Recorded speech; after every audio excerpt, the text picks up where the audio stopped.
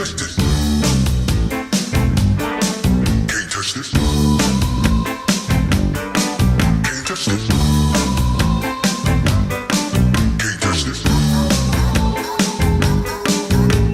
Hello and welcome to Hammerheads, the grand finale, finally finished fan. Yes, hello, and All of that. I'm joined by Miles Watts, who's been along for the ride. Hello, I'm along for the ride. So we have been working our way through all the greatest Hammer horror films, according to the BFI's list, between 1957 and we're in 1974, which just happens to be the year that Miles and I were born. That's right. We were born in the same hospital, in the same ward, on the same day, to the same woman. No, we weren't. No, that's true. Where Marcus is actually 6 weeks older than me. I know. And feeling every day of that. Yeah, you old man. God, I'd never want to be 6 weeks older than I am now. Yeah, 1974, interesting year in many ways to do with this film because it's the year that, Peter Cushing had a bad couple of years before this. They filmed the film we're going to look at tonight in 1972. Yes, we should say that this is sort of released in 74, but actually chronologically, when it was made, was actually before the previous film we did, which was Dracula. What was it? Dracula I forget. Satanic Rites of Dracula. The Satanic Rites of Dracula. I keep wanting to call it by its alternative title, Dracula is Alive and Well and Living in London. Living in London. Which, Christopher Lee said, no, we're not calling it that. And so, this is 1974's Frankenstein and the Monster from Hell, which is both the sort of selling point and the thing I thought when I saw the poster and the title, am I going to enjoy this? We'll get into that, whether I did or not. But 74 was also the year of Young Frankenstein, Mel Brooks's Young. Oh, yes. Which, obviously, it's a spoof, but it is actually my favorite Frankenstein movie because I think there were points of this movie, Frankenstein and the Monster from Hell, where Dave Prowse, the monster, was thrashing about going, "Rrr." I thought this just reminds me of Peter Boyle and Young Frankenstein, like a faintly ridiculous monster. But we'll get into that. But also, yes. This is the last time Peter Cushing played Van Helsing. And the last Frankenstein film from Hammer. Yeah, was it the sixth time he played Frankenstein? And actually, this one reminded me of the first one he was in and the first one we watched. Well, it is, yes. It is actually very true to the original story, although on a lower budget, on a smaller set. Yeah, it does have the whole thing about, let's create a monster. I am a mad scientist. Let's find him a mate, et cetera, as it does in the book. So there's lots of fun to be had. And so, the poster, I saw the poster and I saw this ridiculous looking creature, which is an ape creature with a bald head. And I thought, am I going to find this movie ridiculous? And the answer is no, I didn't find it ridiculous. I really enjoyed it. However, I did find the monster ridiculous. and therein lies the problem for me. But I thought it was a great film. I really enjoyed it. You see, I'm less enamored with this film. I kind of hope that we'd be going out on a bang, but it kind of feels like a whimper, this film, somewhat. It went out with a ghostly moan. Yeah, given that we've got the band back together, Terence Fisher directing and Peter Cushing playing Frankenstein, it was a bit lackluster for me. And I mean, I guess one of the reasons is that Hammer horror films used to be made for about, £200,000, something like that. This film was made on a budget of £137,000. So Hammer are very much cutting their cloth at this stage, given their diminishing fortunes with films. So we're kind of on a decline. I'm kind of interested to hear that you enjoyed this one as much as you did. I did enjoy it. I think the reasons were, obviously it started well. You've got Patrick Troughton as a gravedigger. So I thought, well, I'm going to enjoy this. And, it's got that great Gothic setting. It's got good sets. It looks great. Um, and what I liked about it from the start was the fact that there are no sane people in this movie. And Well, it is usually set in a excuse the phrase lunatic asylums. it's set in an asylum, isn't it? And it's great because the asylum, the long shots of the asylum, which is clearly a model, it was quite, it was akin to like Garth Marenghi's Dark Place Hospital model. It was that realistic. It was clearly like a cardboard box with some embellishments. I mean, Did all it not credit. remind you a bit of One Flew Over the Cuckoo's Nest? Yes, it did. But I love the fact that the main character, Professor Young Man, Professor Handsome Young Man, is it Hill It's Shane Bryant who plays Dr. Simon Helder. Heldon? That's it. So anyway, he was a nutter from the start, and you were like, okay, and he's this sort of strange, vacant look on his face, and clearly it is not all there. And I like the fact that he was the hero, and you didn't have this sort of handsome, what's going on here type character, and there wasn't one in this movie. Everyone in this movie is mad as a mongoose.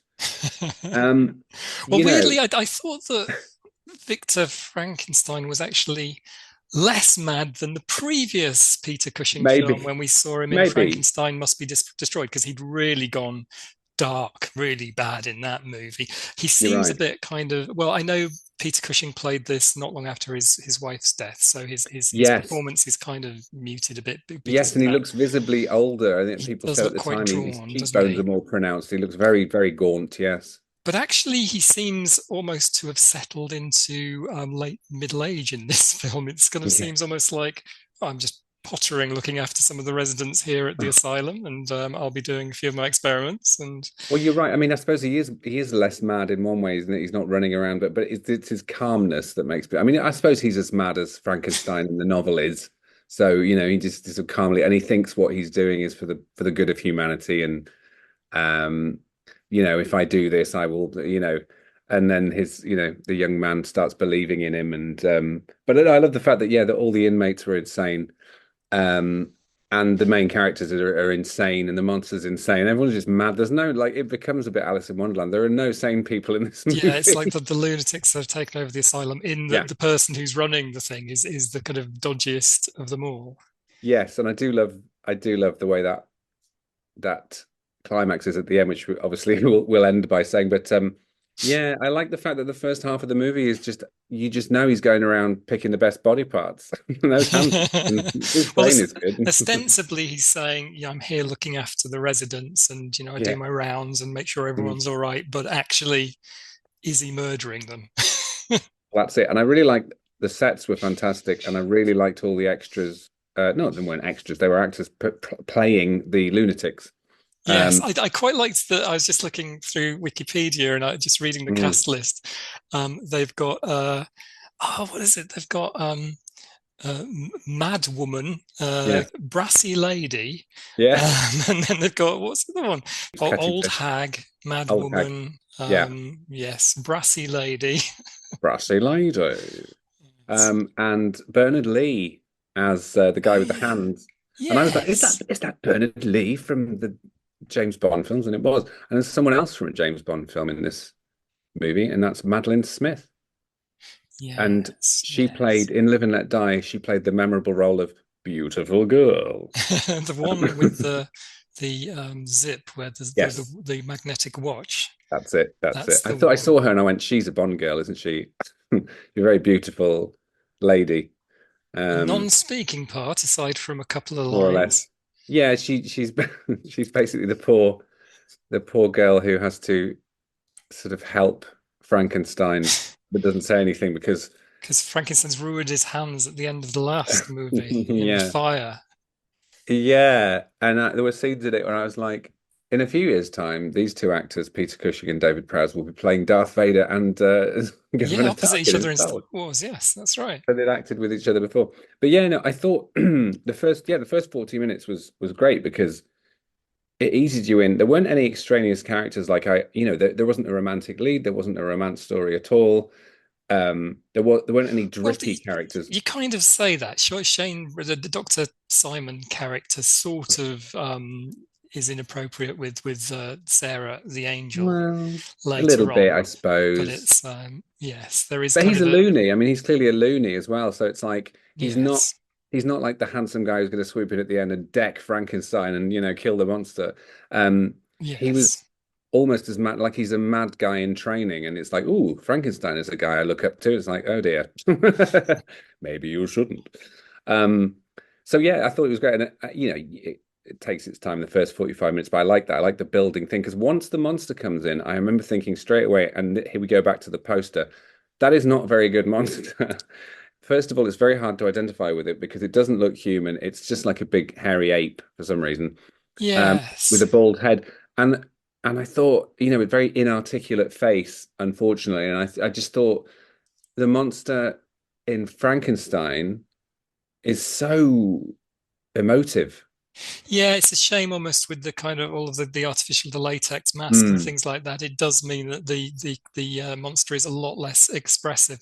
And I thought mm. he got a really rough ride because the monster from hell, he's not really a No, monster from hell. He's just a yeah. poor guy who Frankenstein has murdered and stuck, the brain in somebody else's body and then stuck hands on it. And Well, he's actually yeah. again a tragic character.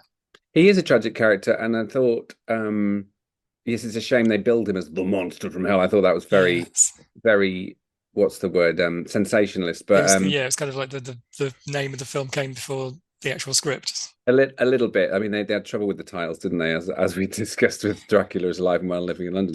But although, a few years later, American Werewolf in London, that's a great title though, and that's to do with the mention of Connecticut Yankee and King Arthur's Court early on in the film. I think But that's why it's called that's a that. bit more. I mean, that's much more knowing and tongue in cheek than anything It's, Hammer had ever did or yes, anyone would have done. it's less schlocky, isn't it? But yeah, Pete, I'm sure Dave Prowse. He's a very good physical actor. Yeah.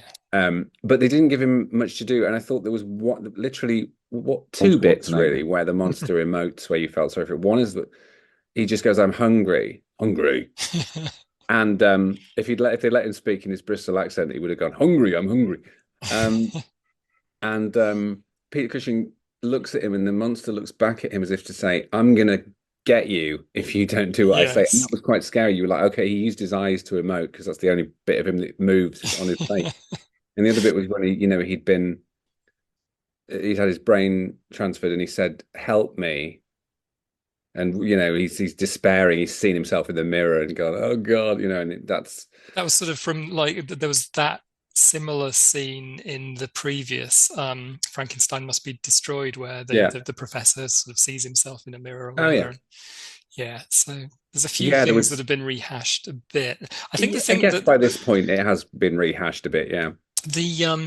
the thing that seemed to stretch incredulity, well, there was a lot of things in this that stretched incredulity, but there was the scene when they have animated Frankenstein's monster, and Mm. previously he's been in this reinforced cage, so he can't cause merry hell. And Yes. then suddenly he's sitting on a couch with them all, and Yeah. they're all saying, "Oh, the brain transplant went very well. We should go and toast each other," And then just leave him and they there. just leave him on the couch. It's like, what are you And then they're thinking? like, they hear this noise next door and they go, I wonder who "Oh." that could be. And Sarah's like, "Oh God, he's loose." I'm like, "Well, yeah, obviously he's loose. You You gave him a left cup him on of the tea and sat him couch. you put him on a chaise long, the cucumber sandwich. Of course he's going to run amok."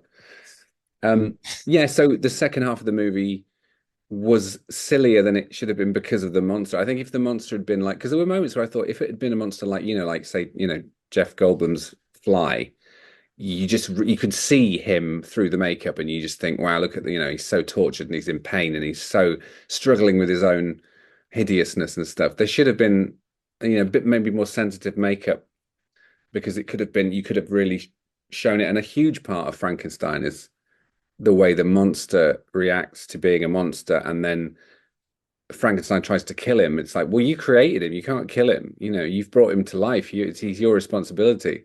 But I just felt with Yes. this thing, this great big hairy thing with plastic chest and a rubber face, it didn't quite. Sorry to the makeup people, they're probably not going anymore, I imagine. But it just wasn't the best, and that was a huge negative, I thought. So we've got between this film being filmed in 72 and it being Mm, released in 74, we've got The Exorcist coming out, Texas yeah, Chainsaw Massacre coming out. yeah. So some very new feeling horror movies, very Yeah. new generation of film. And how do you compete with those films? You know, if you're only going to see two or three horror movies Mm. in a year, how do you compete with the sort of shock value that those films are bringing to the cinema? Yeah, and it's pretty amazing that Hammer had gone this long and they were still making a couple of films a year. Um, and inevitably, the actors and some of the crew were getting a bit long in the tooth in terms of, can we do another one? Can we do another one? Yeah, I mean, As long as they got financed, then they would still do them. But they started to, yeah, really like you go see something like The Exorcist, and you're like, what did I just see? That's blown my mind. yeah, I mean, it's funny because the last episode we did was about the final Dracula film from Hammer Mm, with Christopher Lee, and that yeah, was really trying, for better or for worse, to reinvent the genre or introduce a modern twist to it it. was. Whereas this Frankenstein seems to go back more to the storyline of the very first Mm, Frankenstein film. I mean, they've tried other things with Frankenstein. They've got pretty gross in the previous Peter Cushing film. Then I think Ralph Bates plays Frankenstein in the yes. 1970 movie, The Horror of Frankenstein, and now we're back to Peter Cushing in a slightly more Yeah. sedate role. Yeah. And I thought, it doesn't necessarily go for shock value, this one. There is a really good brainectomy, which is quite like they really take their time cutting that brain out and cutting the skull off, top of the skull off. And I Lots thought of that was Foley good. artist work there as well. Yeah, they didn't overdo it though. And then the second time he does it, Peter Cushing goes, "Oh, well done. You're becoming quite good at this, aren't you?" Why do you keep asking me to cut brains out of heads? So And Peter um, Cushing performing his own stunts he did. whilst not being particularly well, we have to say, on this film. Yeah, he jumps onto the creature's back at one point and is very nimble. But yeah, he lived another 20 or so years after this, but because his Yeah, wife died, and he said apparently he wanted to join her, and she just said, you have to live your life to the full you when I'm gone. must do more Frankenstein films.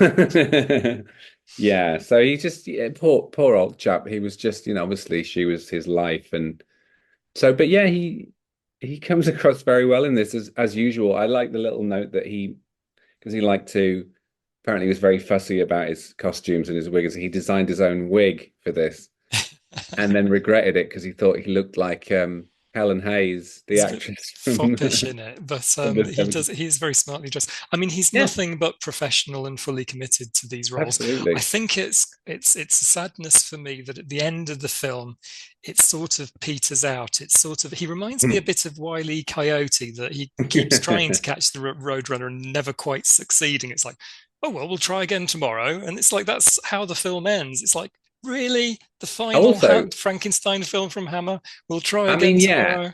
yeah, they'd be like, well, we can't burn him to death. We've done that. We can't have Frankenstein. We can't have, and it's almost like they could have gone a bit more, almost more arch with it, and had it be really dark comedy. Like, oh well, we'll do it again next year. You know what I mean? Like, again, he was just too calm for you to think, but he really believed he was doing the right thing. Also, in '74, I think, is The Beast Must Die.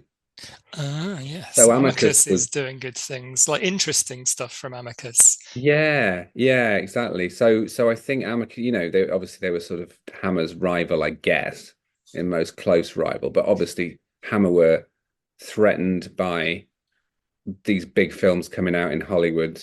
Well, it just seems by we're sort of getting into the realms of the kind of huge blockbuster. I think that the bigger Mm, studios who are distributing Hammer in the States and around the world were less interested in a small studio yeah. from England. They were, looking Also to bigger quite things. quite tame, really, when you think about it. Hammer by comparison to even things like Don't Look Now and stuff, they're quite shocking. They've either got like really, really involved sex scenes or violence or really horrible, scary stuff. And Hammer is almost like it's like Carry On. It's very British. It's like it's a bit Yeah, naughty. It's a bit risque. It's got a shot of a breast. But then these films are coming out that were just way more out there. And Hammer even was like like, gangster films where the yeah, body count and the amount of blood in these things were just overwhelming what yeah. And Hammer were Hammer doing.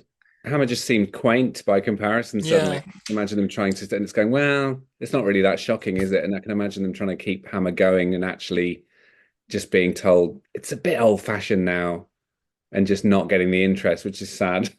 Yeah, because they'll do a few more movies. That there's To the Devil a Daughter in 1976 with Uh-huh. Christopher Lee returning, and Yeah. that was I think another Dennis Wheatley adaptation, which no one seemed to Yes. think was done very well, the writer or the cast or No. the um, And then that they was did Natasha The Kinski, Lady wasn't it? Vanishes in Oh 79 as yeah. well. Oh, that was Natasha Kinski, was it? Oh, she was great value, I think, in stuff. Yeah. And then they sort of move into television with Hammer House of Yeah. Horror, which sort of sees the light of day in 1980. But Yes. by that point, they were pretty much on their knees, I think, and things were Yeah. winding up.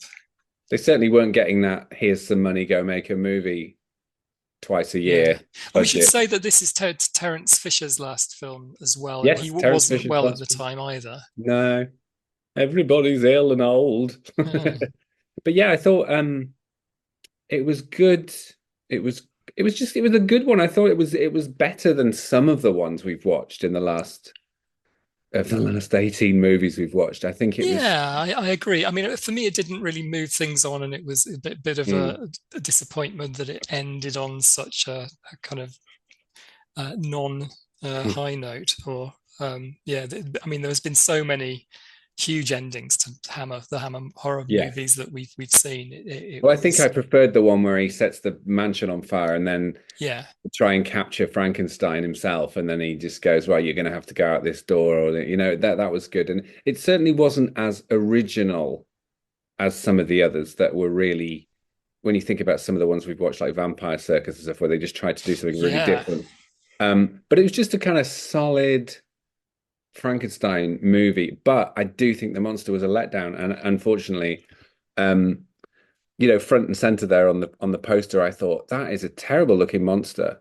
And then throughout the film, I was like, poor Dave Prowse, they didn't give him much to do with it, but he tried his best. yeah. I mean, I think that the longer you go on in the Frankenstein series, the more Frankenstein himself becomes the monster, Yeah. and the monster, unfortunately, by this point, is almost like you know, to the side and not really the main story. But Do you know what? They did a bit of a similar thing with Kenneth Branagh's Frankenstein, which yeah, has its highs and lows, but De Niro as the monster, they clogged his face up with loads of prosthetics. And if you compare that to, you know, Karloff or even Christopher Lee in the first or Frankenstein even film, Christopher Lee, because it who's is like the very curse of scary. Frankenstein. Yeah, scary, and it did have human emotions, and his face wasn't sort of stuck together like that, or prosthetics, and they could emote and they could be scary, and you could see the humanity in there because they are. The point is, Frankenstein's monster is a person, several people obviously, that's been brought to life and then goes, well, what am I for? Because I'm hideous, Yeah, and then is misunderstood and then goes on the rampage. They're not a monster. It's like you say, Frankenstein is a monster for trying to give birth to a creator of man, as he says in this film. It's like just leave that to the women, you yeah. know. This being written by a woman, obviously, it's very astute observation that men who try to be creative, it's like maybe try something else than playing God, you And they know. were obviously trying to bring on new actors. I mean, the Mm. Shane Bryant character as Dr. Simon Helder was obviously being groomed to become the next. Well, the next. I mean, he'd already been played in a few Hammer films by this point. I think Straight On Till Morning and another one. Okay. So sort of the younger, handsome lead almost being brought through. And then there was obviously Ralph Bates as well. I mean, the thing that strikes me going through these films, we think about Hammer and we think about Cushing and Lee, Mm. but actually some of the really interesting performances are not by Christopher Lee or Peter Cushing. The Mm. Brides of Dracula, as I say, was one of my favorite in the series, and that wasn't Christopher Lee. And funnily enough, That's that true. I was reading the BFI. The BFI has another Hammer horror article on their website saying where to begin with Hammer horror, and they actually Ah, suggest the Brides of Dracula as a starting point. So again, they're ah. sort of directing people to other things Oh yeah, beyond I think Lee I've and read that Cushing. article because I was looking it up the other day because I don't know, regular listeners will know the reason for doing this is that we found um BFI article, and it was like, here is a Hammer movie every year for every year they were active. So these Yeah. 18 movies, and that's why we started. We're like, let's watch these as a series because I hadn't seen at least 10 of them, probably more actually. So now I'm really proud that we've watched all 18 movies. So I've Yeah. got a fairly good grasp on Hammer now. What have And we learnt, Miles? I think we've learned that the 50s and 60s and part of the 70s were this amazingly creative, fruitful time for British film, Yeah. which sadly is now right down the shitter, unfortunately. And I speak from experience working in the film industry. Um, these very innovative filmmakers, they were craftspeople and they got given budget to have fun on a set with these great actors, and Yeah, I mean, it's it just sort of parallels repertory theatre, doesn't it? yeah, In the UK, certainly, that you don't see any repertory theatres around these days, but that no, even till the sort of 80s, 90s, there were repertory theatres hanging on. And Hammer is mm, really a repertory film house, isn't it? I mean, it yeah, has the same actors, the same directors, mm, the same musicians, um, and artists. Makeup artists, etc., coming back time and time again. And it yeah. feels like they always say it felt like that family, the family atmosphere that they created. Yeah, and I wonder, because I know the Carry On lot, they had fun, but at the same time, it was quite squalid. And every time they're, oh, I've got another script, it's not that good, but let's do it. But they had jobs for life, basically. None of them were rich, but I don't know how much that was true of Hammer as well. Basically, the studio went on, and they kept employing the same people. It must have been nice to be continually asked, "Do you want to come back for another movie?" Unless they were like Christopher Lee, and they ended up going, "Oh, I suppose." You know, um, but Yeah. these days, yeah, the idea of anything resembling job security in any job ever, let alone the film industry, is just an alien concept. And I mean, just the creativity in terms of cutting their cloth. I mean, this, Mm, as I say, a budget of £137,000, which again is nothing. And I mean, the idea then to set a Frankenstein movie in an asylum, so they don't mm, have to create all of these sets and like expansive sets anyway. yeah. It's all done in quite a sort of chamber piece. Yeah, and that becomes a selling point though, doesn't it? It's like you say, you go to see, say, like you go to see a panto, you expect to see some of the same in-jokes and stuff. And I'm not saying they did that, but it's like you kind of go to a Hammer film to see the set and which actors are in it and who are they playing and which tropes are we going to have. And I mean, the fact that they pretty much all start with a horse-drawn carriage in the woods. It's like they clearly want to keep telling similar stories in a similar way, but it's like, well, we have a woods nearby and we have a studio, and it's like the Friday the 13th series, which eventually took place in the 80s and 90s. They just like it's cabins in the woods. That's what Friday the 13th is. It's, I It's mean, cabins in the woods. it is very British and not really British. I mean, English, Yeah, particularly English, in that yeah, it is that sort of pantomime villain dressing up, yeah. repertory kind of theatre. It's all of those It is. things, slightly bawdy and slightly risque. Yeah, it's almost like a musical sort of thing. I mean, it's an Yeah, expression of it, and the sort of the grand guignol is the expression, isn't it? Where you've got these um almost sideshow carnival characters, which obviously at Vampire Circus they explored that even more. But it's yeah. just, I think I've learned that as a filmmaker, as a viewer, I've learned that you can watch 18 movies by the same studio and really, really enjoy all of them to some extent. But I think as a filmmaker, I've learned that I wish there was something akin to Hammer these days where filmmakers and craftspeople and actors and stuff could go and be part of this fantastic company. Yes. Um, I think there's a lot to be admired, and I think there's obviously I'm a huge fan of Christopher Lee and Peter Cushing before I'd seen all these movies, and Yeah. I knew of the movies they'd done, but having seen them in just like endless respect for all the people involved, um, for making so many. Do you know how many movies Hammer made? Oh gosh, no. I mean, like, No, I mean we've yeah. seen 18, and They were making sort of five or six a year, though, weren't they? 5 or 6 a year, were they? Yeah, it's kind of See, I didn't crazy a know bit late. that. I Yeah. thought I was being optimistic, thinking they made 2 or 3 a year. Yeah, I think they Um, sort of had like 8 weeks or something turnaround, didn't they, or something like that? wow, yeah, they did. And sometimes they were shooting simultaneously, weren't they, on two sets? And it was like as soon as they finished one film, they ushered in a new crew and went, right, come on, next. Yeah, yeah. But and I'd be interested to sort of look at the which ones made money and what was the turnover, and that we've just picked ones from a list that was provided for us, which is easy. So Well, it's the end of this particular series, but we yeah. will be back, I'm sure. I would be quite keen to fill in some of the gaps. The Nanny is Mm, one that I'd like to see. Maybe some of the other Frankenstein, Dracula ones that we weren't yeah. able to watch in this series. And maybe we should even take a look at the Hammer House of Horror TV just to remind Yeah. ourselves of that. Yeah, yeah, I would like to see that. And yeah, I've put out a call on Instagram actually to say, look, if anyone has any ideas, I think I've got a couple in already about films we should watch. And one of them I think has already said, why don't you do Hammer adjacent films where they've obviously been inspired by Hammer, like Sleepy Hollow and stuff. And so, well, I'm definitely up for that. So we might do a mix. I think, maybe to be honest, we could decide each episode which film we're going to do ahead of time and do that way. We don't have to follow a list, but we might come up with an idea as to sort of where we're going with it. But yeah, that's the thing. The sky's the limit, really. Grand. Well, it has been a pleasure. It has.